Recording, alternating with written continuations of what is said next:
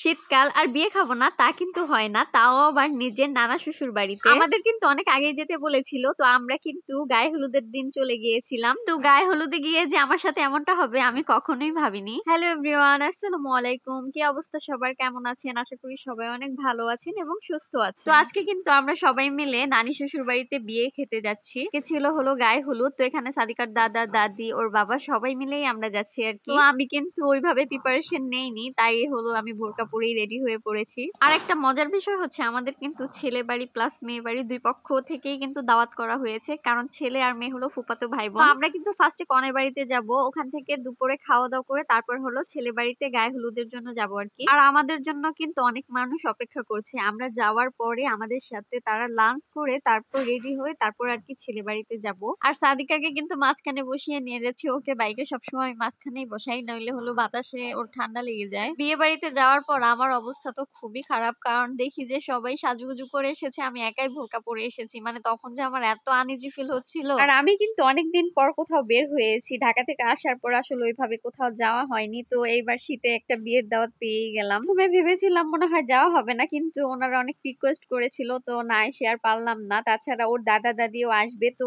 ভাবলাম যে তাহলে একটু ঘুরেও আসি। অনেকদিন হয়েছে নানা শ্বশুর বাড়ি আর কি আসা হয় না। যে আমরা কিন্তু বিয়ে বাড়িতে চলে এসেছি, মানে অনেক বড় প্যান্ডেল করেছে প্লাস গেট, দেখে অনেক ভালো লাগছিল। আমি একটু লজ্জাও পাচ্ছিলাম, আসলে নানা শ্বশুর বাড়ি বলে কথা, সবাই সেজে গুজে এসেছে, আমি একাই শুধু হলো বোরকা পরে এসেছি। আর এই যে আমার কিন্তু খালা শাশুড়ি আমাকে ভিডিও করছে, আমি এভাবে এসেছি দেখে। যাই হোক, আমাদের খাবার কিন্তু চলে এসেছে। আমাদের বিরিয়ানি দেওয়া হয়েছিল আর পায়েস দেওয়া হয়েছিল, আর সাথে ছিল সালাদ। মানে সালাদটা কিন্তু আমার অনেক পছন্দ, বিশেষ করে টমেটো সালাদ। এই হচ্ছে পুরা প্যান্ডেল, মানে অনেক সুন্দর করে কিন্তু সাজানো হয়েছিল। এখানে কিন্তু ছোট ছোট বাচ্চারা নাচ গান করছিল, আর ওদের নাচ গান দেখে আমার ছোটবেলার কথা মনে পড়ে গেল। মানে আমিও কিন্তু ছোটবেলায় এমন বিয়ে বাড়িতে গিয়ে একা একা নাচতাম। কে কি মনে করলো সেটা আর গায়ে মাখতাম না। তো আমার মতো কে কে এমন করতেন কমেন্ট করে প্লিজ জানাবেন। যার বিয়ে তাদের বাড়ি হচ্ছে এই যে এইটা। এই যে সাদিকা কিন্তু ওর কাকার কোলে অনেক ঘুরছে, আমি একটু রিল্যাক্স হয়েছি, মানে আমার কোনো প্যারা নেই। এই বাড়ি আসলে আমার কোনো প্যারা থাকে না সাদিকাকে নেওয়ার। আর যার বিয়ে তার নাম হচ্ছে কেয়া, আর উনি কিন্তু আমাদের খালামণি হয়। প্যান্ডেলটা কিন্তু মাশাআল্লাহ অনেক সুন্দর করেই সাজানো হয়েছে। আর আমি কিন্তু এখান থেকে গিয়ে তারপর হলো শাড়ি পরেছিলাম, সেই ভিডিওটা আবার নেক্সটে দেখাবো। সবাই ভালো থাকবেন, আল্লাহ হাফেজ।